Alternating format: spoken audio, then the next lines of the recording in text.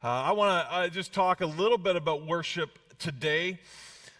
Throughout history, there has been an incredible debate about worship. When I was a teenager, we had all of these questions about the worship service. How long should it be? What types of songs should we sing? What are people to wear when they come to worship? What color should the floor be on the stage? Who is allowed to speak? I mean, there's just been all of these questions about worship through the ages. In fact, if you were to go back some 100, maybe 120 years, in recent times, actually, maybe the 80s or 90s, there was a big debate about whether you could have drums in worship. If you were to go back about 100 years before that, you would find a debate in the church about whether you were allowed to have a piano in worship. And if you went back even further throughout the ages, lots of discussion about how we as a church, or how the church should gather to worship. And I want to say to you today that as you read through the scripture, they're possibly the most important thing that's discussed, or the most common sin, we'll get to it just in a minute, that is discussed is about worship. But I want to tell you, it is not about how we worship.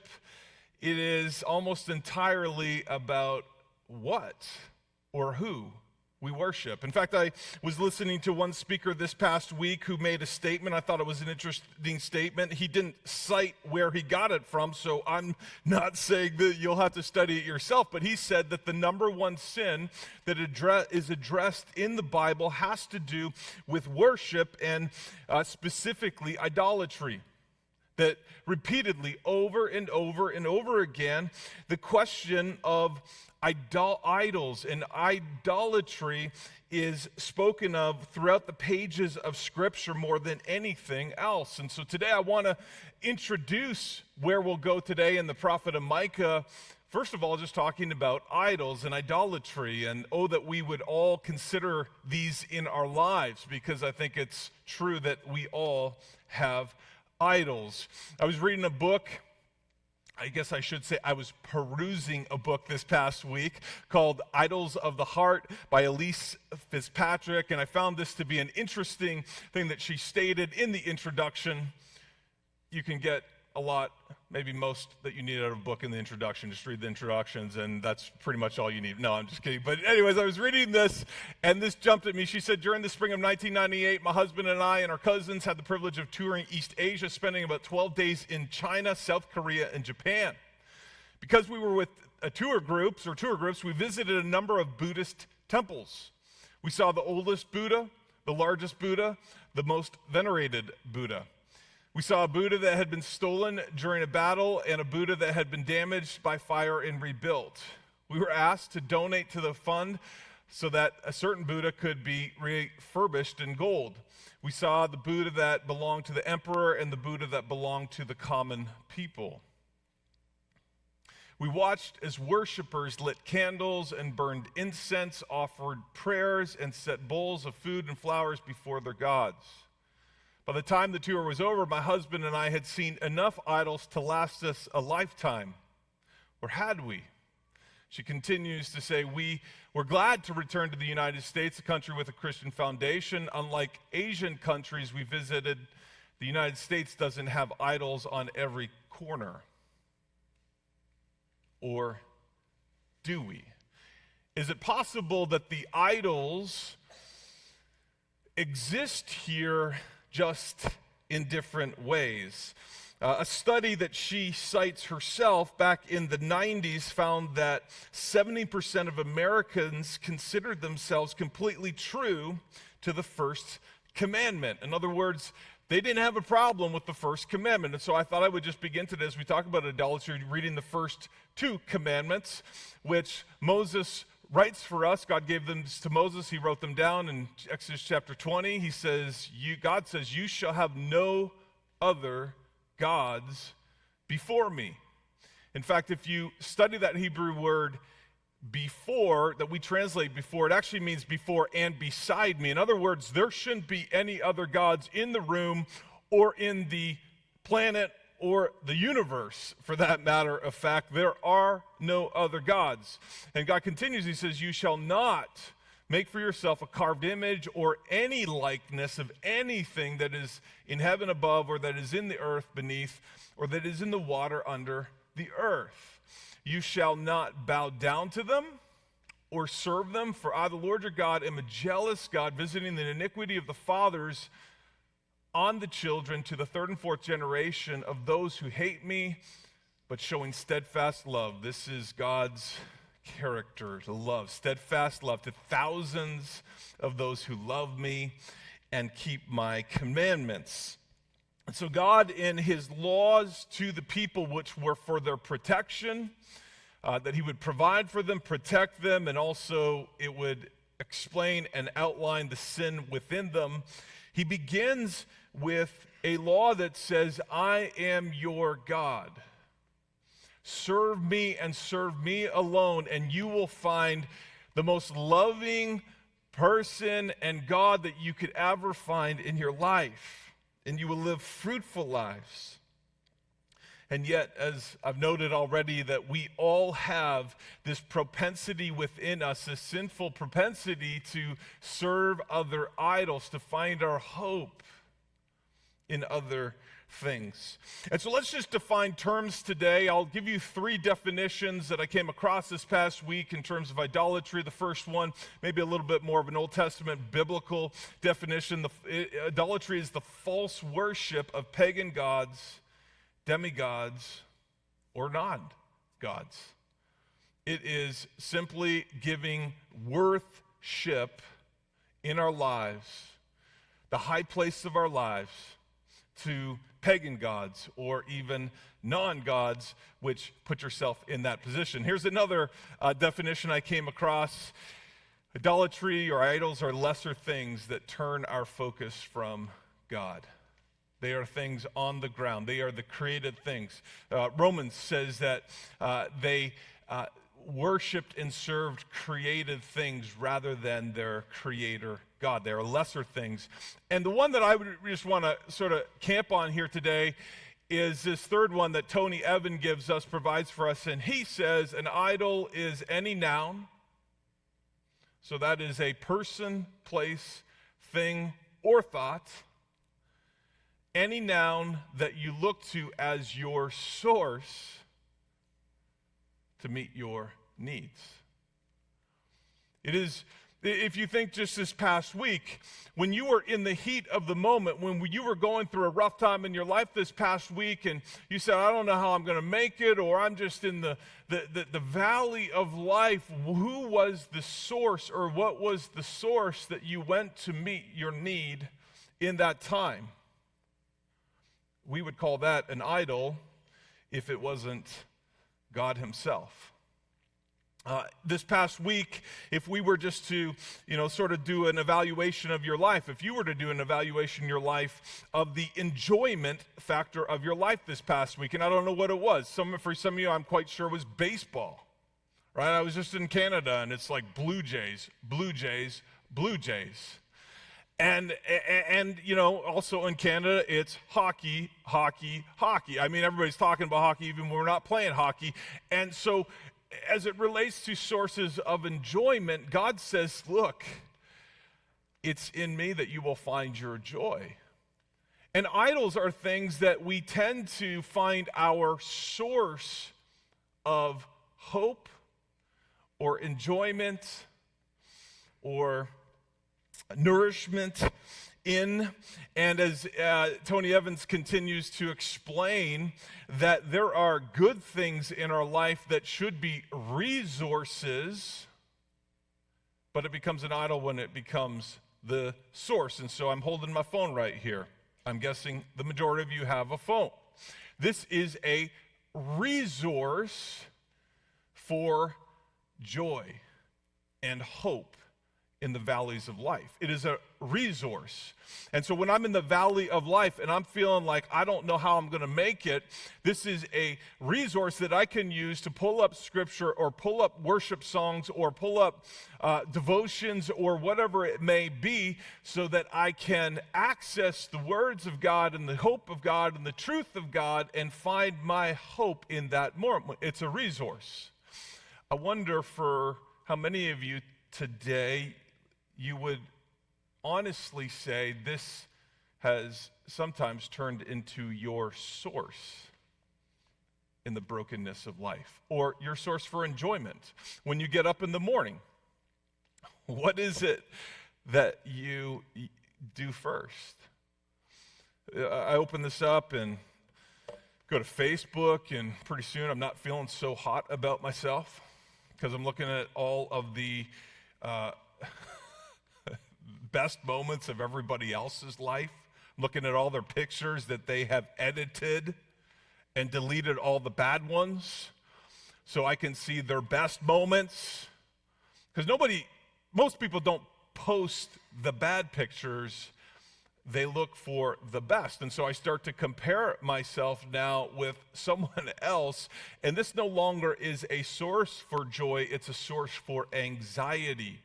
And what God knows to be true is that if you make things like this, or even sports, or I don't know, maybe it's drama, or whatever it is, if that becomes your source of hope and your source of enjoyment, it will eventually take you down. If you don't destroy the idols in your life, they will destroy you. And that's what the scriptures teach. And so idols are not necessarily bad things. They could be bad things. They are good things, which we tend to make God things in our life, our hope, our source. And so with that, I want to jump into Micah this morning. We'll just go to our slide here, and you'll notice here that we've made it all the way through Hosea, Joel, Amos, Obadiah, Jonah, and we come today to Micah. We've also worked through Nahum and Habakkuk, and we'll be working on some of these other books in the following weeks. But today we go to Micah, and God here has, or our team has provided a gavel that a judge uses. And what I can tell you today is that God will judge the idols in your life, and if you do not address the idols in your life, then He will address them, or they will address them with you. As I said, they will destroy you. And that is why God is so clear about what we ought to do with our idols. And so I want to take us today not to the book of Micah to start out with. I actually want to go to the book of Kings, 2 Kings.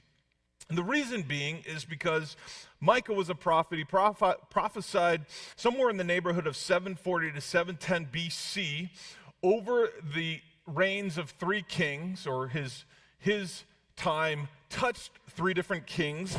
And those kings were Jotham. They were the southern kings of Judah. So King Jotham, King Ahaz, and King Hezekiah.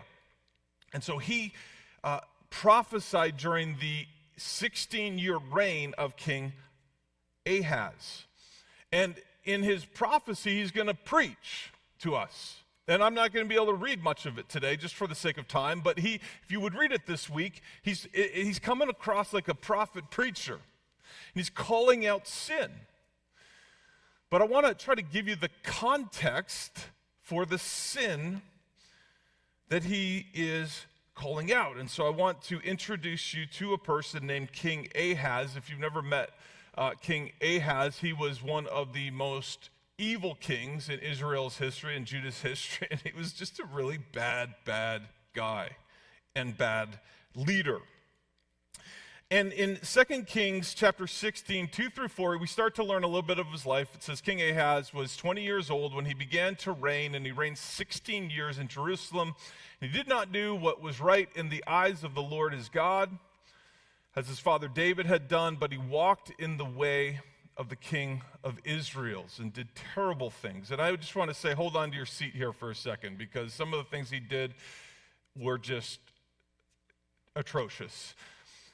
He says he even burned his son as an offering according to the despicable practices of the nations whom the Lord drove out before the people of Israel. And he sacrificed and made offerings on the high places and on the hills and under every green tree.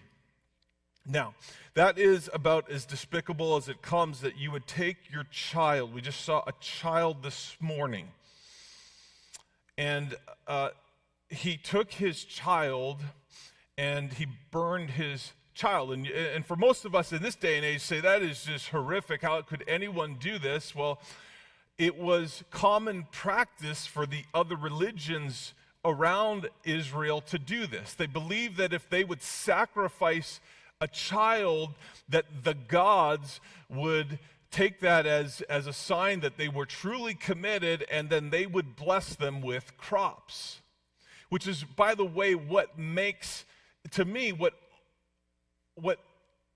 helps us to understand what God asked Abraham to do with his son Isaac, right? Remember, he said, I want you to take your firstborn son, the son that you have waited for years and years and years, and I want you to go and I want you to sacrifice on the mountain. And Abraham goes up the mountain, and he's got Isaac with him, and he gets to the altar and he lays him down on the altar, which is what every other nation or many of the other nations were doing. And so Abraham was just doing what everyone was doing for their gods. And God says, whoa, whoa, whoa. I am the only God that is going to provide the sacrifice for you. I will not ask you to sacrifice your son. That is evil and despicable, but I will provide the sacrifice, which is what exactly happens. And so we know that God never intended for him to kill his son, but wanted to demonstrate that he would provide the sacrifice and was different than every other god. And so Ahaz is starting to perform the sacrifices or do the very things that all of these other nations and these gods were doing, because his feet were in the fire. He was feeling the fire of life coming upon him. And so as he starts to feel the fire of life, he starts to say, I need hope, I need help, I don't know what to do. And instead of trusting God, Yahweh God, he begins to put his hope and his trust in these other gods. And it says that he made offerings on the high places. Now this phrase, high places, is really important in the Old Testament. A high place in the Old Testament was very simply the places of worship for all these gods. They were typically speaking, not always, but typically the high places, the places of worship were in an elevated place. Sometimes they would find the highest mountain. And even if it wasn't a mountain, they would find stones and rocks often to worship, because when you're worshiping, there is the idea that I am lowering myself, I am bowing myself down, and I am lifting up the God that is before. And so what God says is there shouldn't be other high places, and yet Ahaz was building these high places. Now, to just give you, I thought this was interesting, and I'm sad that Mela's not in here this morning. You'll understand why in a minute, so you can pass this on to her. But the word for high places is the Hebrew word bama. And so I thought I would just put this up here this morning because I think there's a lot of people, I'm not speaking about Mela necessarily, but they tend to elevate these certain teams onto these high places of their lives and tend to find their enjoyment more in the Bama, the Crimson Tide, than in the one who is truly reigns and is our greatest enjoyment. Amen.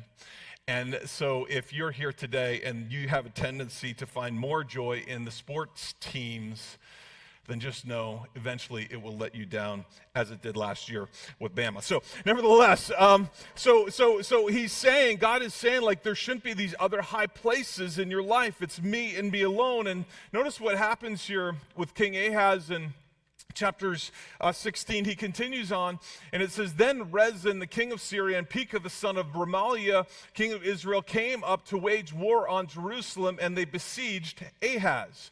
So Ahaz sent messengers to Tiglath-Pileser, king of Assyria, saying, I am your servant and your son. Now that is a significant statement. He starts to feel the pressure of these other kings who are besieging him, who are coming to war, and he reaches out to the king of Assyria, which we've talked quite a bit, and he says, hey, I'm your servant and your son. If you would protect me, if you would be my hope, if you, in a sense, would be my God and be my help, then I will serve you and be like your son. And Ahaz says, come up and rescue me from the hand of the king of Syria and from the hand of the king of Israel who are attacking me. Now, I thought it would be apropos here this morning just to throw up a map. Okay, and so what's occurring here is we have the king of Judah, which is in this little yellow area down here. The king of Judah is King Ahaz. Just north of him is the nation of Israel, and the king of Israel is Pekah, King Pekah. There is also another king, his name is Rezin, and he is actually just farther north here in a nation called Syria.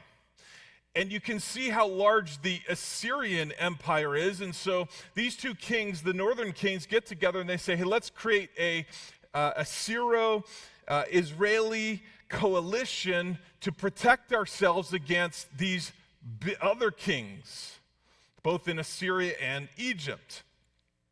And so those two northern kings come down to King Ahaz and they say, hey, join our coalition. And King Ahaz says, I'm not joining your coalition. And they said, no, join our coalition. He says, I'm not joining the coalition. And so they eventually say, well, then we're going to invade you. We're going to destroy you. And so now King Ahaz is feeling the heat. He's feeling the heat of these two northern nations. Let me ask you just for a moment, let's just make this devotional in our lives. This past week or in your life when you feel the heat, what is it that you're feeling? I was emailing someone this past week who just said, I've got a lot of personal issues, problems going on in my life right now. It's like, I don't know. I don't know how I'm going to make it through this. And in that moment in your life when you're feeling the heat, I don't know. Who do you go to? Who will you go to? And Ahaz says, I'm going to go to God. No. He says, I'm going to the big man on the block. I'm going to Tiglath-Pileser. And look at this empire, and so you think these boys are big? I'm going to the big man on the block. He says, I'll be your son. I'll be your servant if you would save me. And he does. In fact, Tiglath-Pileser comes down to Syria, and he kills the king. He kills Rezin. And he basically says, yeah, I'll protect you if you would serve me. And Ahaz begins to place his faith all the more in this Assyrian king, which leads to him going to Syria up here and him meeting with the king that has saved his life. And while he's there, he notices this image, this carved out image of this god called Dagon. And he says, hey, that God is the God of this people that just saved me. And so maybe if I could get Dagon down in Judah, in our temple, it would be like almost like I've got multiple gods here to save me when the heat is on in my life. That's exactly what he does. He goes and he sees this altar that's built to Dagon, and he sends orders down to Uriah, the high priest, and he says, hey, I want you to build this very altar to this god, Dagon, and I want you to put it in our temple, the temple of Yahweh. And he does that. In fact, we'll just continue reading here in 2 Kings. Let's continue on. He says, and when the king Ahaz came from Damascus, that was in Syria, the king viewed the altar. Then the king drew near to the altar and went up on it, and he burned his burnt offering and his grain offering and poured his drink offering and threw the blood of his peace offerings on the altar. Hold it there for just a minute. Because what it's saying here is he went back to the temple of the Most High God Yahweh. And he went into the temple, and they had just erected this new idol, this new altar in the temple. And rather than performing the sacrifices that were called upon by Yahweh God to Yahweh, he performed those sacrifices to another God. And we'll continue in verse 15, and it says, in the bronze altar, this is the brazen altar, this is the altar of Yahweh God that was before the Lord, he removed from the front of the house and from the place between his altar and the house of God. This was incredibly serious. He went into the very presence and place of Yahweh in the nation, the king of the nation, and took God's specific brazen altar and moved it to the side and erected an altar to Dagon. I don't know how many of you, when you read about the sacrifices, you say, there's so many of them, I don't really get them. And so let me just explain to you real quick 3 types of sacrifices that they would made, which were shadows of what was to come. The first was burnt offerings. And burnt offerings most clearly foreshadowed the atoning sacrifice of Jesus. And so they would go in and they would take the blood of lambs and different animals, and these were a shadow, a copy of what was to come, what Jesus would do to pay the price for sin. There were also grain offerings. The grain offerings were fruits of the field that were offered in a form of a cake or a baked bread. And the purpose of the grain offerings was to express thanksgiving and recognition for God's provision. So the first offering recognized salvation, the second one was provision, and the third one was a peace offering, which imaged the fellowship. They would actually take the animals and the various grains and breads, and they would sit and they would eat together. And it imaged the fellowship that was supposed to occur between them and one another and them with God. And so we've got salvation, provision, and finally enjoyment, fellowship. And I guess we could ask the same questions of, do we in other ways do this in our lives? What is our source for salvation? What do we run to in the moments when we need help and we need hope? What is our provision? What is it that we depend on when we don't have enough? Do we depend on God? And finally, enjoyment. What is that thing, that person, place, or thing? Or who is it that you find your greatest joy in? God is saying, I am all of those things if you would worship me, if you would put me on the high place of your life. And there was an egregious abandonment with Ahaz where he set God aside and served other gods. In fact, if we continue on in the narrative, it says, and King Ahaz commanded Uriah the high priest, saying, on the great altar burn the morning burnt offering and the evening grain offering, the king's burnt offering, and the evening grain offering and the king's burnt offering with the burnt offering, and all of the people of the land and their grain offering and their drink offering, there's a lot of offerings, and throw on it all the blood of the burnt offering and all the blood of the sacrifice, but the bronze altar shall be for me to inquire by. So here's what he's saying. He's saying, we're going to go into the temple of God. We're going to take Yahweh and we're going to set him to the side, his altar to the side. We're going to erect another God. And we're going to perform all of the sacrifices to this God. We're going to worship this God, and we're going to leave Yahweh God on the side so that we can have someone to inquire of. We'll inquire, we'll ask for wisdom from him, but we'll sacrifice and save ourselves by these other gods. A couple quick principles as we think about this. First of all, they did not abandon the worship of Yahweh for idols. They combined the worship of Yahweh with their idols. Notice, they didn't throw Yahweh out. They just moved him to the side and tried to syncretize their worship with multiple gods. And God says, I will not share my glory with another in your life. I cannot do that because they're not gods that will save you. I wonder for you in your life, how many of you honestly would say, yeah, I tend to try to keep Yahweh in his place, but to elevate other things beside him so that I can have it all. This is exactly what they were doing. And God says, if you do that,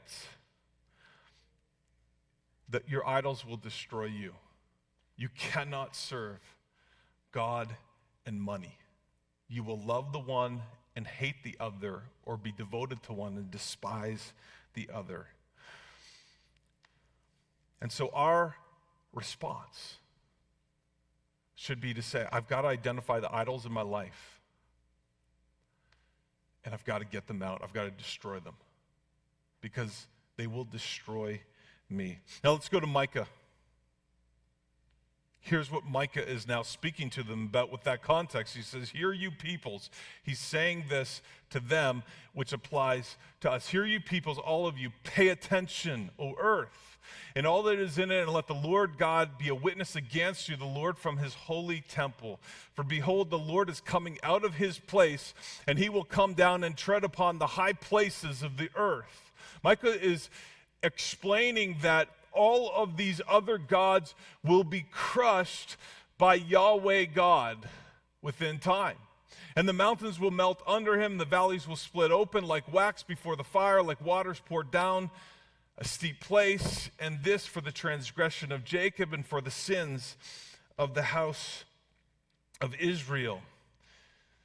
And then he continues in verse 7, he says, all her carved images shall be beaten to pieces, all her wages shall be burned with fire, and all her idols I will lay waste. Let's stop there just for a moment. See, as I've said, let me just say it again. If you don't destroy the idols in your life, your idols will destroy you. You cannot serve God and other things in your life.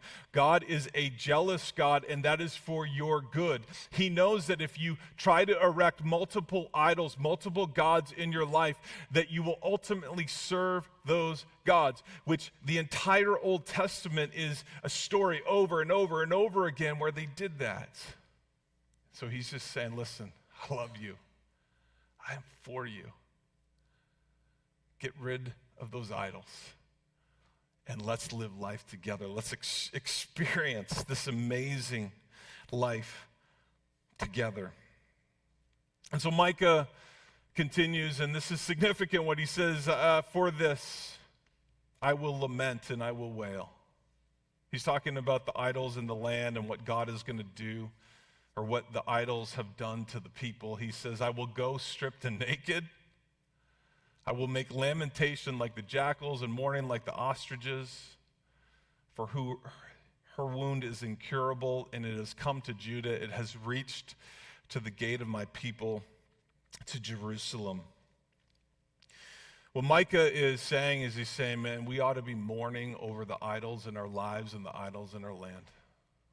Like, there is a very real mourning in the Christian life. Let's just get real practical here. There is joy in the morning, and we just declared this morning the incredible hope that we have in and through Christ. But when we just continue to allow sin, we come here on Sunday and we celebrate what Christ did for us on the cross, and then on Monday, or maybe even later today, you go home and you just start picking up the idols in your life again. What God is saying is that you ought to mourn over the sin because it is destroying you and it is destroying people around you. And we ought to get serious about the sin in our life. I've watched addiction destroy relationships, the addictions. I don't know who here today has an addiction in your life, and it could be drugs, and it could be drinking, and it could also be your eyes and what you look at and what you think about, and there's probably 20 different addictions that are common to men and women. It destroys. The thief, the scriptures say, comes to steal, kill, and destroy.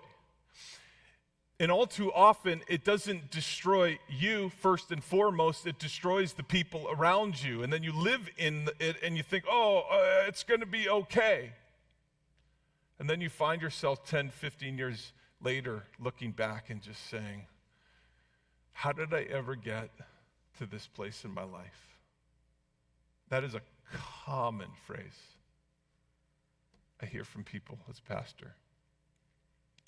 What God is trying to communicate through Micah is that it is time to get serious about the sin in our life. And there is a mourning.